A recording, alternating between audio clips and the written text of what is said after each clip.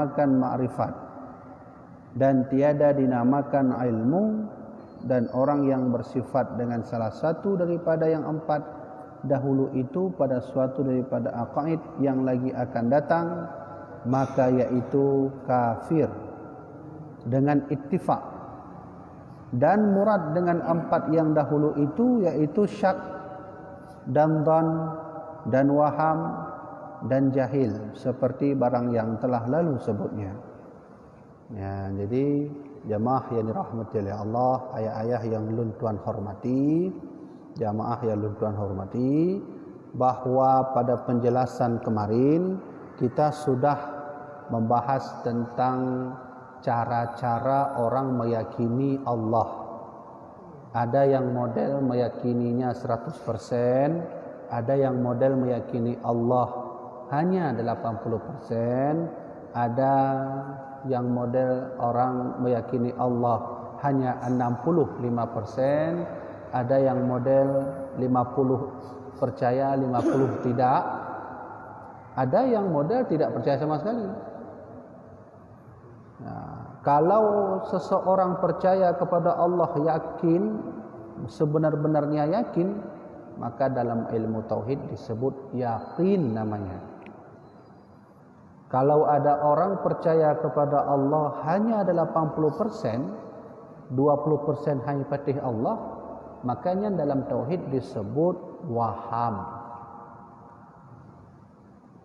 Kalau seandainya nanti orang percaya kepada Allah, beriman kepada Allah 70%, maka dalam tauhidnya disebut dhan. Namanya kan? Nah, orang yang hanya patih wa Allah, ragu-ragu sebenarnya. Ilun patih mana orang ko, ilun kadang-kadang patih kadang-kadang. Oh menyomanan itu disebut dengan syak. Syak namanya. Satu lagi yang lebih parah. 20% saja percaya pada Allah, 80% tidak. Itu disebut namanya jahil. Orang yang tidak tahu. Jahil ada dua, jahil yang dimaafkan, jahil yang tiada dimaafkan. Jahil yang dimaafkan adalah orang yang mencoba terus mencari ilmu, tapi dia mungkin terkendala oleh duit, terkendala oleh umur, terkendala oleh waktu, perjalanan, tempat. Itu dimaafkan oleh Allah. Ada orang yang jahil yang tidak dimaafkan Allah. Siapa mereka? Orang-orang yang dekat dengan dayah, tongon pesantren, hana ijab pesantren. Maka itu tidak dimaafkan oleh Allah Subhanahu wa taala. Kemampuannya bak urangnya, pengna lokasi tepat, maka tidak mau untuk ilmu tauhid, lalu dia jahil, maka itu tidak dibolehkan dan tidak dimaafkan oleh Allah Subhanahu wa taala. Maka di sini pengarang kitab Syekh Abdullah Al-Fatani berkata, kalau begitu yang diterima oleh Allah hanya satu, yaitu orang yang yakin 100%. Adapun waham, dhan, syak, jahil itu tidak diterima oleh Allah Subhanahu wa taala. Kahana mungkin dapatih dengan Allah dan dapatih dengan Allah 80% aku. Menyona merumpuk orang lagi nya nana juga. Gimana orang percaya bahwa Allah cuma 80%, 20% ho yang. Kemudian yang model lagi nya itu tidak boleh dalam tauhid. Ya. Nah, kita sudah singgung kemarin berkenaan tentang fenomena yang terjadi di bumi Allah ini. Allah itu sengaja menguji setiap hambanya. Baik menguji harta, menguji kita dengan berbagai macam penyakit. Allah itu menguji. Kamu katanya dulu takut sama Allah. Kenapa dengan corona lebih takut? Nyan kita mau syak tengkunya. Hati-hati. Kalau sudah takut sama Allah, ragu-ragu, sudah ada bandingan daripada Allah selain Allah, betul corona betul benar. Ya? Hana peng kataku udahnya. Kemudian jabatan hilang, semua hilang, kamu boleh takut tak? Kalau itu modelnya, itu masuk dalam syak. Siapapun yang ragu-ragu dengan kehendak Allah, ragu-ragu dengan ilmu Allah, ragu-ragu dengan kekuatan Allah, ragu-ragu dengan apapun yang Allah takdirkan, itu masuk dalam syak. Punya kaitanmu dalam syak, nyan. Dibilang di sini apa tadi? Maka yaitu kafir dengan ittifaq, kesepakatan ulama bahwa orang yang ragu-ragu dengan Allah itu hukumnya kafir sudah. Nauzubillah min dzalik. Semoga kita semua ya tidak seperti itu. Maka saya ulangi karena ini sering kita lalui, sering kita alami, dan wajar mungkin kita manusia biasa. Kemudian pandai tak suci-suci tak ada yang memanggah kecuali Nabi Muhammad yang suci. Mandanya pandai nak suci-suci tak. Artinya mana? Yang gedanyonyo yang hana suci tamu fomro ju maunya menang dia tak bet menang. Rasulullah saja mengaji. Kepada siapa Rasulullah mengaji? Kepada gurunya. Siapa gurunya? Jibril alaihi salam. Benar kan? Kalau seandainya Rasulullah tak dibimbing oleh Jibril, mungkin Rasulullah tidak memahami agama. Benar? Karena kejadian Pro Jibril dalam Arba'in Nawawi dijelaskan hadisnya. Hadis riwayat pertama, riwayat daripada Umar bin Khattab. Ya, hatta jalasa indahu, sehingga Jibril itu datang. Ya, bainama nahnu julusin inda Rasulillah sallallahu alaihi wasallam dzata yaumin idzal rajulun syadid. Ketika kami sedang duduk, kata Umar bin Khattab, datang seseorang yang memakai seperti manusia, dia itu putih wajahnya. Rajulun syadid bayadus thiyab, putih ininya, apa namanya, bajunya. Hatta jalasa inda Rasulillah, dan orang itu tiba-tiba duduk di samping Nabi Muhammad. Fa asnada rukbatayhi ala kadahi. Ya, ini bersambung. Lutut Jibril dengan orang itu Jibril duduk pas mengenai lutut baginda Rasulullah. Ya. Wa wada'a kaffaihi ala fakhidaihi, lalu diambil tangan Jibril diletakkan di paha Rasulullah. Muhammad, akhbirni anil Islam. Tolong kasih tahu kepada saya apa itu Islam. Karena kejadiannya ini Jibril mengajari. Setelah Nabi jawab apa isu Islam, anta syahada la ilaha illallah wa tuqimus shalah wa tahajjul baita man istata'a ilaihi sabila. Nabi menjawab, sadaqta ya Muhammad, engkau benar Muhammad.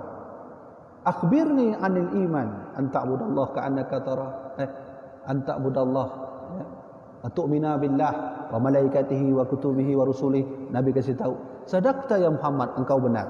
Akhbirni anil ihsan, anta ta'budallah ka'annaka tara fa innahu fa illam takun tara fa innahu yara. Lalu Jibril kasih tahu lagi, sadaqta, engkau benar. Akhbirni anis sa'ah. Muhammad, tolong beritahu kepadaku hari kiamat itu apa? Maka Nabi menjawab, ya, yang nanya lebih faham daripada yang ditanya. Selesai semua itu, maka Rasulullah berkata, wahai sahabatku, wahai Umar, atadri manis sa'il? Umar, tahukah tadi siapa yang datang? Umar menjawab, Allahu wa rasulu a'lam. Hanya Allah yang tahu dan hanya Rasul yang tahu. Maka Nabi menjawab, fa innahu Jibril atakum yu'allimukum dinakum. Itulah Jibril yang datang ke sini mengajari agama kalian. Ya, kamu menang kan? Jadi Rasulullah saja belajar. Apalagi gedanya Nabi kan, Rasul kan, wali ulama juga habis dia. Ya, maka oleh karena itu maksud syak di sini tidak boleh ragu-ragu dengan Allah. Baik ragu-ragu dengan wujudnya, ragu-ragu dengan kehendaknya, ragu-ragu dengan takdirnya, ragu-ragu dengan kekuatannya, ragu-ragu dengan ilmunya, ragu-ragu dengan sami'nya, basarnya, kalamnya. Kalau itu ragu, na'udzubillah min dzalik, hukumnya sudah kafir.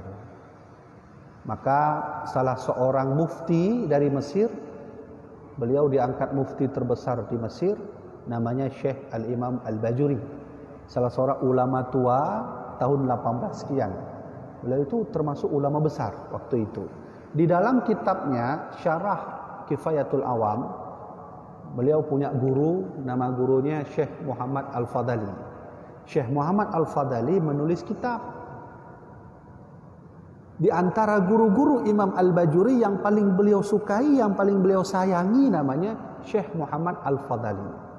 Maka kitab Syekh Muhammad Al-Fadali ditulis lebih panjang lagi oleh Syekh Imam Al-Bajuri. Di dalam kitab itu beliau berkata bahwa jika percaya sesuatu tidak meletakkan kepercayaan itu kepada Allah, hukumnya kafir. Kopi lagi contoh benar. Dan pakai dengar. Elon dengar karena ada kopi. Oh, menyodron tengah ada kopi dan dono petihnya dengan kafir. Karena yang pergi kita nyohan dengar kan kopi. Allah. Itu menurut Imam Al-Bajuri. Kamu yang menan ayah-ayah ilun tuan hormati, ya ilun tuan sampaikan menopon dari ilun tuan mandumnya atau ulama. Jadi saya sampaikan kami hanya wasilah saja. Ayah-ayah ilun tuan hormati, maka oleh kerana itu yang boleh diterima oleh Allah itu hanyalah yakin, waham tidak diterima, dzan tidak diterima, syak tidak diterima, jahil tidak diterima. Wahamnya umpamanya kan? Waham itu artinya tadi apa? 80% percaya pada Allah, 20% hanya itu waham. Nalam dzan itu di bawah lagi sedikit. Ya, 70% lah. Ya, 30% enggak boleh. Itu bahaya. Apalagi orang yang begitu takutnya kehilangan harta, seolah-olah dia tidak percaya lagi kepada kekuatan Allah, yang takut kena penyakit apapun itu, tidak hanya corona, mungkin tengok tebik lam nya bambannya kan tebik lam penyakit baru penanihan, virus B padunya lebih parah dari corona lo. Nak baca berita ya, betul benar kan? Kita tidak menafikan corona. Yang jelas penyakit menular itu ada. Tapi sekarang masalahnya orang begitu takut dengan penyakit. Apa yang terjadi? Sakit jantung, stres, pusing. Kabeh juga anak deh. Makanya Allah menegur kita, "Wa man a'rada an dzikri fa inna lahu ma'isyatan dankan." Kalau kamu tak pernah mengingat aku, hidupmu sempit, kata Allah. Fa inna lahu ma'isyatan dankan, hidupnya sempit. Makna sempit, stres. Urang menyangka stres kabeh je. Nyen pajuh buka hana muda tuntun le. Ka stres, pi rukuk menancit. Hantam pi rukuk, ka pi rukuknya. Turo dua bungku gara-gara stres kabeh perkara. Nah, menang. Baik, itu sudah disampaikan pada pelajaran yang lalu. Hari ini, malam ini kita ingin membahas tentang satu kaedah tauhid bernama jazam muwafaqah. Untuk mengenal Allah tentu perlu alat. Alat mengenal Allah syaratnya segala sesuatu itu harus pakai akal. Mengenal Allah harus pakai akal. Agar akal kita tidak liar, maka dipagari oleh dua, Al-Quran dan Sunnah, satu lagi jazam muwafaqah. Ini jazam muwafaqah ini kita bahas malam ini. Apa itu Tengku? Jadi saya ulangi lagi. Mengenal Allah itu harus dengan akal. Dan memagari akal agar dia tidak liar. Akal itu kan liar. Agar dia tidak liar, maka harus dipagari dengan Al-Quran dan Sunnah Nabi. Satu lagi namanya jazam muwafaqah. Nah, dia kata tulis apa tulis. Nyampu jazam muwafaqahnya Tengku. Ya, benar kan? Ya, tiba no. Ya. Ya, kale.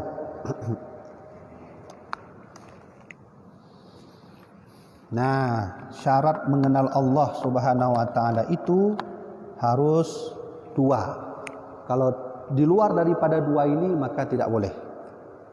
Nah, syarat makrifat. Nah, kita tulis menanju. Syarat makrifat. Syarat makrifat. Syarat makrifat atau mengenal Allah itu harus pakai dengan harus pakai akal. Ya. Ini syaratnya. Akal itu agar dia jernih, bersih, tidak terkontaminasi oleh akal-akal liar, harus dengan nas. Nas itu artinya Al-Quran, Al-Quran dan hadis baginda Rasulullah. Jadi ketika kita sedang berfikir tentang Allah, akal kita itu bergerak. Ketika bergerak itu harus pakai Al-Quran hadis. Cocok nggak? Tengku, saya pernah berfikir tentang Allah begini. Cocok atau tidak? Kembalikan ke Al-Quran. Kembalikan ke hadis. Ini sudah kita bahas pada penjelasan yang lalu. Seperti orang yang meyakini, ini akal. Seperti orang yang meyakini bahwa zina itu adalah perbuatan Allah. Muyomenan, katanya di Madinah, kan? Ini kalau sampaikan kan?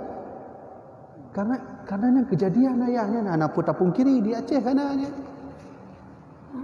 Jadi ada orang mencuri, ditangkap, ditanya kenapa kau mencuri? Mencuri kan takdir Allah. Mencuri kan itu Allah yang buat. Hanau petih, aci ni disebut rukun iman yang ke-6. Percaya pada qada baik dan qada buruk. Mencuri qada baik atau qada buruk? Qada buruk, berarti rukun iman. Berarti mencuri boleh. Habis. Bahayanya. Bahaya sekali itu. Ya, jadi harus sesuai dengan Al-Quran dan Sunnah. Munyaka kita sedang berfikir tentang Allah, harus dipagari dengan Al-Quran dan hadis. Nah, untuk mencapai ini biar jalannya bersih, biar jalannya itu tepat pada posisinya, maka para alim ulama menulis ada satunya jazam muwafaqah. Muwafaqah. Ini membantu akal untuk nanti sampai kepada tepat posisi Al-Quran dan hadis. Sehingga dari kedua inilah nanti kita akan mengenal Allah Subhanahu wa taala dengan jalur yang benar, dengan jalur yang bersih. Sudah, ini hanya pada bahas nih, karena ini Al-Quran dan hadis itu sudah diatur oleh wahyu. Karena nanti kan wahyu. Ya kan? Jadi kita berfikir tentang Allah walau dengan akal dibimbing oleh wahyu. Wahyu ini kan Quran dan hadis. Selain wahyu, akal juga harus dibimbing oleh kekuatan akal yang bersih. Namanya jazam muwafaqah. Jazam muwafaqah. Sudah. Kita bagi 3. Jazam muwafaqah. Jazam muwafaqah. Ada jazam muwafaqah, itu tiada jazam. Lo pakai bahasa Arab Jawi untuk tiada jazam. Ada satu lagi namanya jazam muwafaqah pada dalil. Pakai bahasa Arab Jawi pada dalil. Satu lagi nampaknya tak bodoh lah, Satu lagi adalah jazam muwafaqah tiada dengan dalil. Tiada dengan dalil. Benar? Ambil pening kalau tak cerita ni. 3. Biar enak kita buat begini. Ini dia. Jadi jazam muwafaqah. Jazam muwafaqah itu apa? Cocok dengan kondisi, cocok dengan akal, cocok dengan tempat, cocok dengan sesuai dengan apa yang diarahkan oleh Al-Quran dan hadis. Kalau kita pakai metode ini, insya Allah nanti cocok dengan Al-Quran dan hadis. Lalu jelaskan satu persatu. Yang pertama, jazam muwafaqah yang tiada jazam. Ya. Tapi saya sebutkan contoh dulu. Contoh jazam muwafaqah itu begini. Allah itu punya, yang 4 tertulis lah ya. Allah itu punya sifat jaiz. Allah punya sifat jaiz. Namanya fi'lu kullu mumkinin aw tarkuhu. Allah di dalam surat Luqman ya memberi nasihat kepada kita agar tidak boleh berjalan di muka bumi dengan kesombongan. Wala tusair khaddaka linnas wala tamshi fil ardi maraha. Bahwa sombong itu tidak boleh. Kami itu kan? Sombong itu hukumnya haram. Bagi siapa? Bagi manusia. Pertanyaannya adalah, apakah sombong bagi Allah itu boleh? Jawabannya boleh. Mana boleh? Karena Rasulullah dalam hadis qudsi, Allah dalam hadis qudsi berkata, al-kibriya'u libasi. Sombong itu pakaianku. Nah, untuk manusia tidak boleh, untuk Allah boleh. Ini namanya dalam tauhid adalah sifat jaiz namanya. Boleh bagi Allah Subhanahu wa taala untuk sombong. Walau Allah menasihati para hambanya, tidak boleh sombong. Sekarang pertanyaannya adalah, kalau seandainya ada orang bilang begini, Tengku, wala taqrabu zina, jangan dekati zina. Apakah oleh Allah boleh zina? Karena iplung bak sifat jaiz. Mufaham ya kan? Mufaham kan? Ulang tergotu. Allah melarang kita untuk tidak boleh sombong, tapi Allah boleh sombong. Tinggal terurung, Tengku, menang Tengku. Allah melarang kita tidak boleh berzina, tapi Allah boleh berzina. Benar kan? Nah, inilah nanti yang disebut tidak jazam pada muwafaqah namanya. Di mana duduknya itu? Di sini. Coba kita teliti lebih dalam. Kenapa tadi sombong dilarang oleh Allah? Allah boleh sombong. Lalu ketika kita bertanya, Allah melarang berzina, tapi Allah Allah tidak berzina. Ini namanya tiada muwafaqah, tiada jazam pada muwafaqah. Tidak cocok dengan akal, artinya begitu. Tidak cocok dengan hati, tidak cocok dengan kondisi, tidak cocok dengan Allah. Itu namanya tiada jazam muwafaqah. Nih, coba lihat tiada jazam muwafaqah. Seandainya kita pakai teori sifat jaiz, tadi Allah melarang sombong, tapi Allah boleh sombong. Sehingga Allah berkata jangan berzina, berarti Allah boleh berzina. Kan begitu kan? Sama dengan kan? Apa begitu Tengku? Tidak. Tiada jazam muwafaqah, tidak cocok. Kenapa tidak cocok? Kalau Allah boleh berzina, maka harus ada Allah dua. Kan? Enggak mungkin sedangkan Allah sendiri berkata dalam Al-Qur'an, qul huwallahu ahad. Allah esa, maka tiada jazam muwafaqah. Ini kan bertentangan dengan Al-Quran dan hadis. Kalau sudah berkenaan Al-Quran dan hadis, maka tidak boleh lagi pakai. Ya, mana maksud tuan? Kamu faham ya kan? Jadi untuk berfikir tentang Allah harus pakai akal. Cuman dipagari dengan Quran dan Sunnah. Salah satunya jazam muwafaqah. Kalau tidak pakai ini, kabirnya. Kayak bukan Allah boleh berzina, Allah boleh mencuri. Nah itu dia, tiada jazam muwafaqah. Nah, contoh dalam kitab Syekh Abdullah Al-Fatani tadi, yang model satu ini, tiada mujazah muwafaqah itu, ini dia. Itu contohnya seperti orang Nasrani. Orang Nasrani itu kan punya Tuhan 3. Pertama, Tuhan Bapa. Kan ya? Bapa itu artinya Roh Kudus. Nah, yang kedua, Tuhan Ibu atau Maryam. Yang ketiga, Tuhan Anak atau Yesus lah, atau Isa. Sudah, mari kita pakai metode. Apakah ini jazam muwafaqah atau tidak? Cocok dalam hati maksudnya, cocok dalam pikiran, cocok dalam keadaan, cocok dalam kondisi. Nah, ini jazam muwafaqah arti ini. Cocok enggak? Ayo, okey. Anggap sajalah bahwa kita ada Tuhan itu 3. Seandainya Allah itu 3. Mari kita pakai metode jazam muwafaqah. Jazam muwafaqah ni tak ada dalil dia. Dalil sudah jelas, Al-Quran, hadis. Nah, coba kita pakai contoh apa? Jazam muwafaqah. Anggap saja Allah itu ada 3. Lagi pegah lewat Nasrani. Ini tak ada dalil.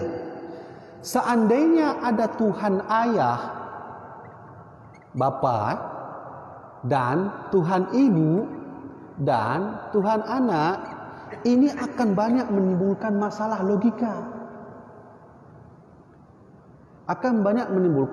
logika. Ini yang membuat Dr. Hajjah Irene Handono masuk Islam. Kemudian, ayo kita pakai logika. Lulang tergotu. Kan kalau lu sampaikan kan, sudah saya sampaikan bagaimana Irene Handono masuk Islam. Coba kita logikakan. Kalau Allah yang Esa kita logikakan, tidak masuk logika lagi. Kenapa? Satu, tunggal kabeh hanane. Sabok. Kemudian, kalau kita menyebut 2, maka tentu di antara 2 ada kelebihan, ada kekurangan. Seandainya Allah yang Esa pakai logika, tak pakai dalil, jelas, logikanya jelas. Allah satu, mampu tak perdebatkan? Apa yang debat? Allah satu. Kecuali Allahnya jumlahnya banyak. Nih, coba kita buat logikanya matematika.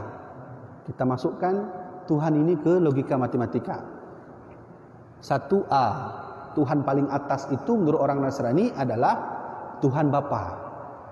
Yang di bawah B, Tuhan Ibu. Yang di bawah C, Tuhan Anak.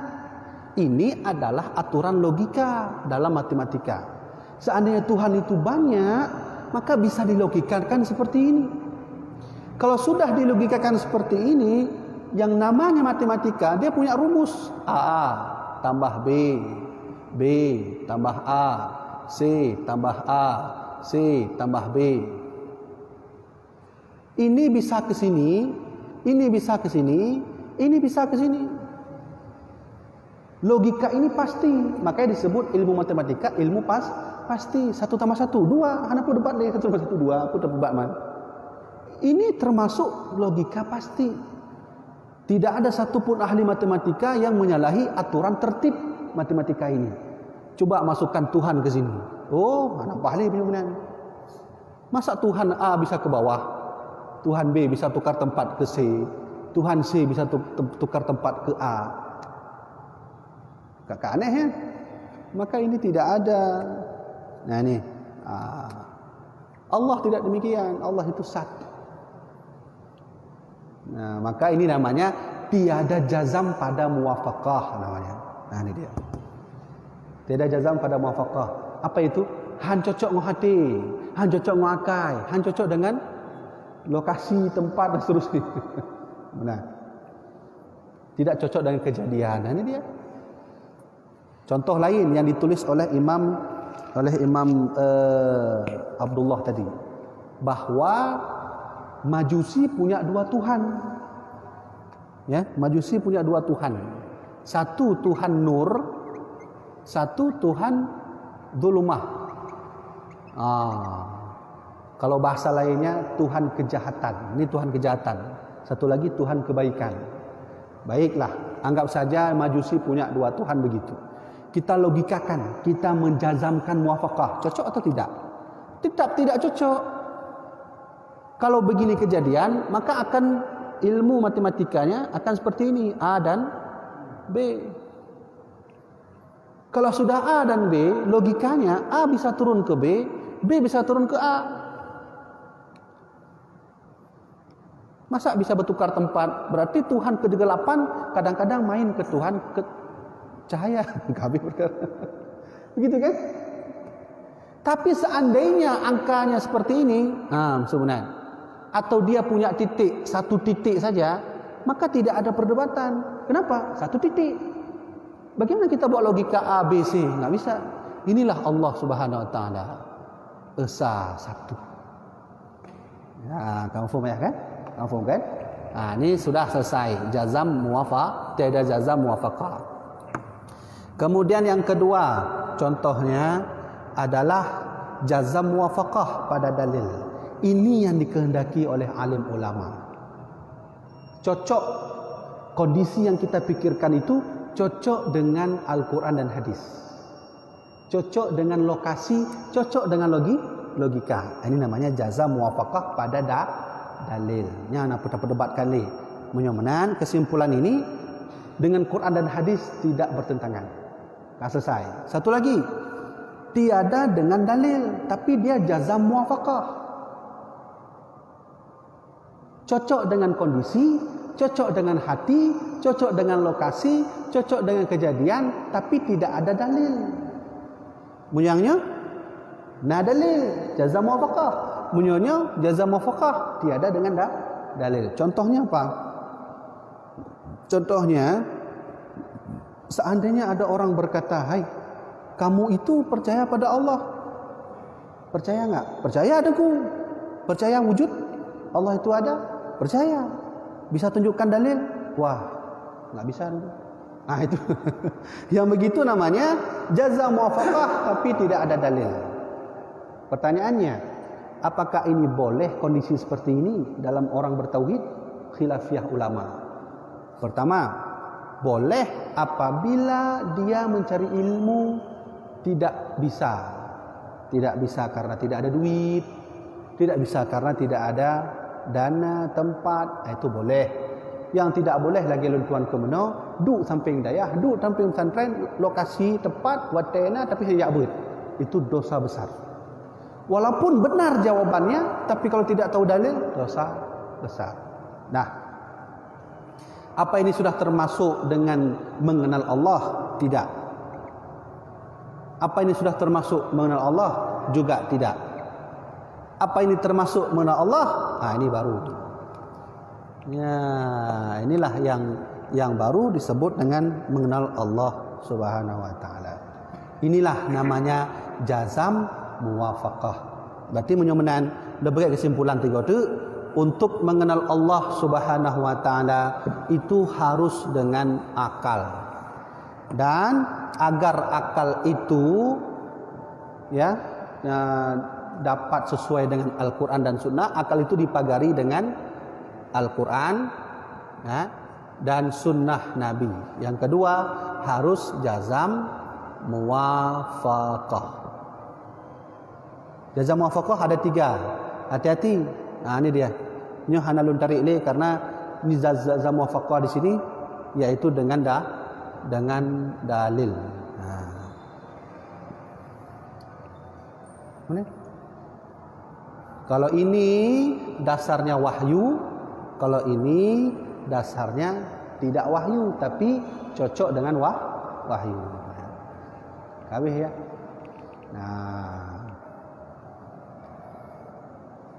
Ini pertanyaan ni, coba benar ni. Jazam muwafaqah. Mungkin jamaah yang mentang tengku ulah nak fumpu jazam muwafaqahnya. Mungkin benar kan? Jazam muwafaqah itu cocok dengan kejadian, cocok dengan logika, cocok dengan hati, cocok dengan perasaan. Itu jazam muwafaqah namanya. Menyukamenan, tapi harus dengan dalil. Kadang naurun jazam muwafaqah hana dalil, kan bahaya cik. ikut-ikutan. Inilah nanti yang disebut dengan taklid. Ini taklid namanya, orang ikut-ikutan tanpa dalil, namanya taklid. Taklid dalam tauhid ittifaq ulama enggak boleh. Saya baca dalam kitab Kifayatul Awam, kitab Durrus Samin, kitab Durrun Nafis, kitab Asy-Syaikh Ad-Dusuki, hampir seluruh ulama berkata bahkan mengharamkan taklid dalam tauhid. Artinya apa? Dia tahu bahwa Allah itu begini, tapi tidak ada dalil. Dalil itu ada dua, dalil akal dan dalil Al-Quran dan Sunnah tadi. Ini namanya taklid. Tapi dalam fikih wajib taklid. Kamu kenapa sholat begini? Kenapa Imam Syafi'i tunggu? Tahu nggak dalil? Nggak tahu. Boleh. Dalam fikih boleh. Allahu Akbar. Kenapa kamu sholat begitu? Karena ikut pendapat imam madhab. Madhab siapa? Madhab Maliki, Hambali. Jadi tahu dalil? Nggak tahu. Boleh dalam fikih. Tapi kalau kamu tahu Allah itu wujud, tahu. Kau mau yakin? Yakin. Ada dalil? Wah, saya nggak ada dalil. Itu lanjut. Nggak boleh. Nah, kadang mungkin orang bertanya, "Apa kan lanjut Tengku? Tentang tauhid ini jangan main-main." Ketika nanti kita ditanya oleh orang di mana Allah, kita hanya bisa menjawab Allah di atas, lalu dia tanya dalil kepada kita dan kita tak tahu, itu berakibat fatal. Apalagi yang bertanya itu orang non-Islam. Wah, kamu ikut-ikutan aja, dalil nggak tahu apa-apa. Nah, apalagi menghadapi ateis. Menghadapi ateis itu harus pakai logika yang kuat. Menyuhana, dalil dah. Kan lagi kejadian Imam Hanafi. Nanti ingat ayat? Orang ateis bertanya, di detik ini Allah sedang apa? Di detik ini, itu contoh waduh orang poh. Nyampu poh nah. Oke. Seandainya di waktu ini, nih, di detik ini Allah itu sedang apa? Itu pertanyaan ateis. Menyuhana kuat logika katanya atau dalil, bahaya. Jadi benar ayah. Dalil itu bukan Quran hadis saja. Dalil itu ada dua. Ya, dalil ada dari Quran hadis, ya.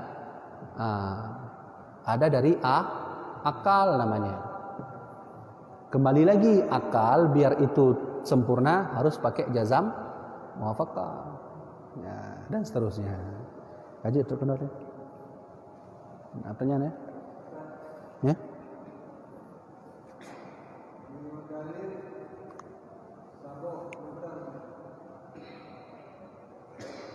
Ya.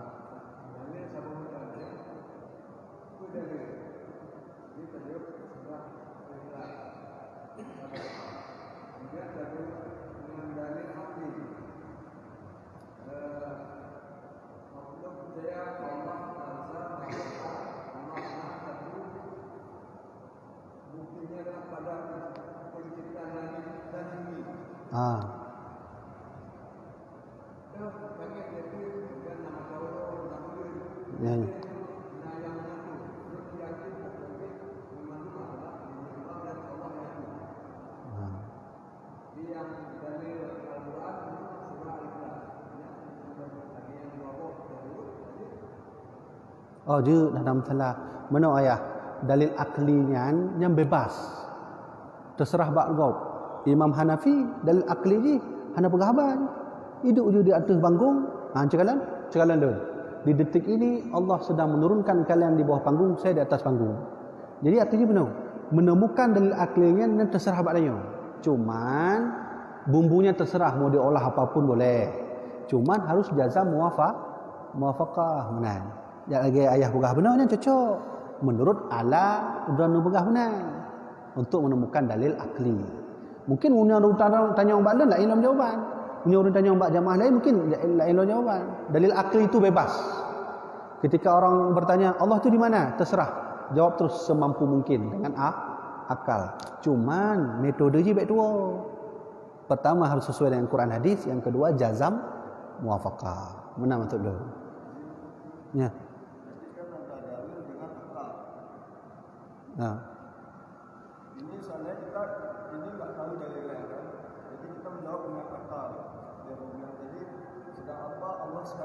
Ya, ya.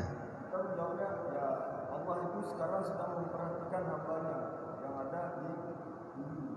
Apa bisa seperti itu kita jawab tanpa Ya. Boleh, bisa. Asalkan ya setidaknya kita tahulah. Ini minimal jangan awam kali.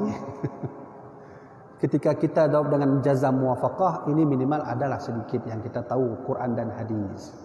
Karena cara bertauhid jangan selalu berakal, selalu ke sini, minimalnya juga harus tahu. Sudah, pertanyaannya saya jawab ketika orang bertanya Allah sedang apa? Allah sedang melihat kita. Boleh, tak masalah. Enggak masalah. Lalu kita teliti dalam Al-Quran, apakah memang Allah sedang melihat kita? Memang innallaha sami'un basir. Allah itu maha melihat, maha mendengar. Artinya Allah selalu melihat, Allah selalu mendengar. Berarti kan cocok dah, sesuai. Ini sudah kita buat sesuai dengan Al-Quran. Lain lagi Imam Hanafi. Nonton ingat cerita Imam Hanafi? Orang bertanya, "Hai Imam Hanafi, 100 ulama telah aku bunuh karena mereka tak bisa menjawab Allah sedang apa di detik ini." Maka datang Imam Hanafi, baru itu sekecil umurnya, baru umur 12 tahun sudah jadi mufti. Maka beliau naik di atas, "Aku akan menjawab Allah sedang apa hari ini. Tolong semuanya turun, presiden, menteri turun dari istana di bawah, biar saya naik ke atas." Naik Imam Hanafi ke atas, "Tolong pijitkan badan saya sebentar." "Kaku payah pijit gonya le sia." "Tolong sediakan air yang paling enak." "Kaku sediakan air paling enak." Maka ateis itu bertanya, "Hai, jangan bermain-main.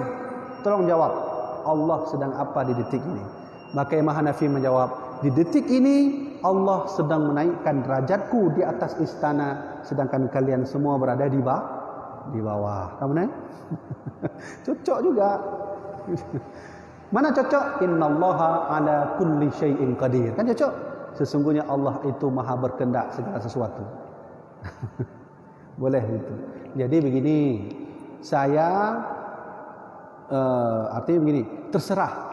Logika itu terserah diatur terus, atur untuk menjawab tentang polemik mengenai Allah Subhanahu wa taala dari orang-orang yang bertanya.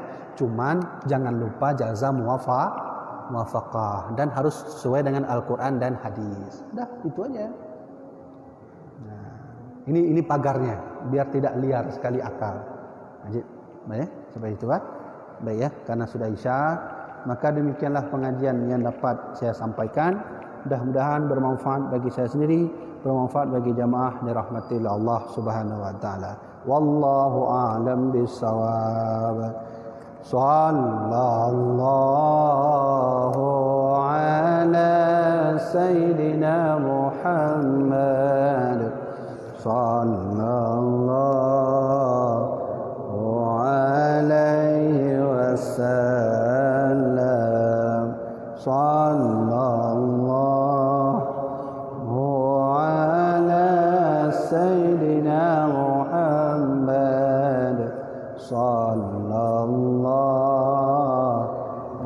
alaihi wasallam. Sallallahu ala sayyidina Muhammad. Ya Rabbi salli alaihi wasallam. Allahu minkum minna wa minkum taqabbalallahu.